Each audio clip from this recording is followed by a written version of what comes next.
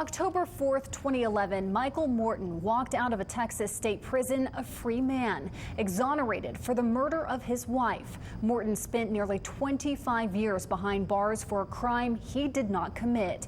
But in this exclusive sit-down interview with KETK's Garrett Sanders, Morton shares his story and explains how he's fighting to make sure this doesn't happen to anyone else. 24 years, 7 months to the day. Numbers which for many reasons are easy for Michael Morton to recall.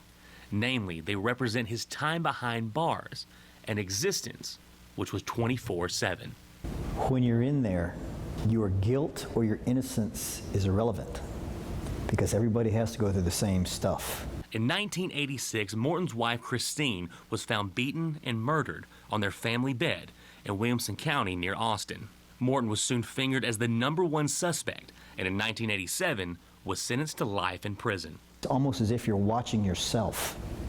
You're having this almost out-of-body experience where it's so bizarre and it's so unlike anything you're accustomed to that you're on the outside looking in, even when it's you.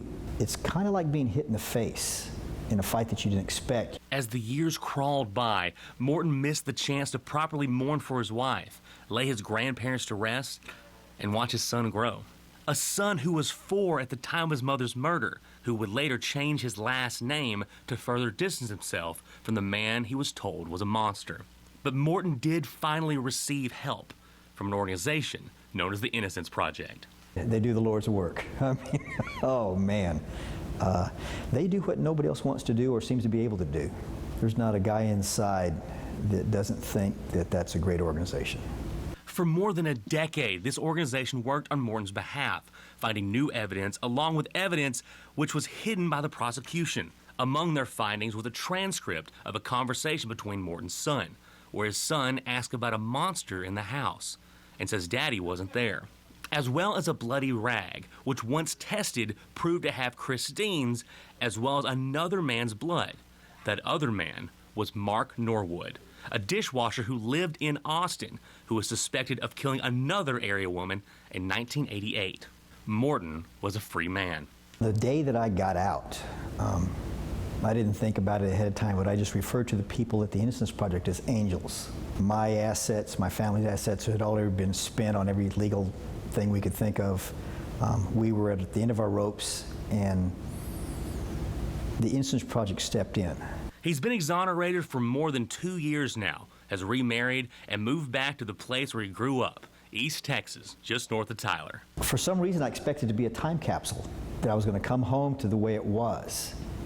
And it's changed, and in a good way. And I've changed too. He's now written a book called Getting Life, which chronicles his story. But that story isn't over. Back in January, the Michael Morton Act, which was signed by Governor Rick Perry, went into law.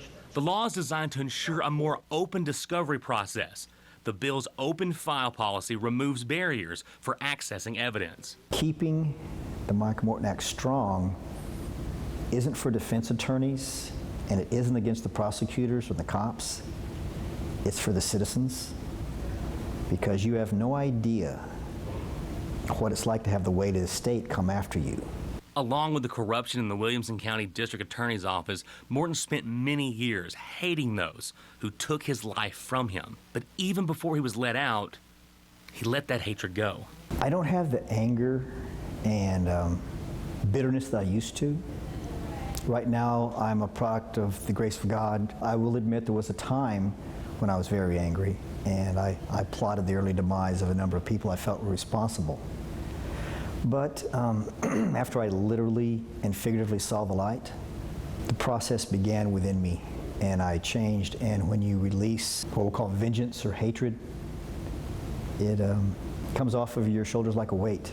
So Morton tells his story. Across the country, fighting for the rights of those who, like him, are still wrongfully imprisoned, and reminding all those he meets what kind of person was forged behind those bars for so many years, and what keeps him motivated 24/7. You're stronger than you think you are, and you can get through it one way or the other, and that at the end of it, you'll be a better person because of it. Garrett Sanders, KETK News. And according to the Innocence Project, the average time spent behind bars before an inmate is exonerated is 13.5 years. If you'd like to meet Michael Morton, he'll be signing books at Tyler's Barnes & Noble this Sunday at noon. Still to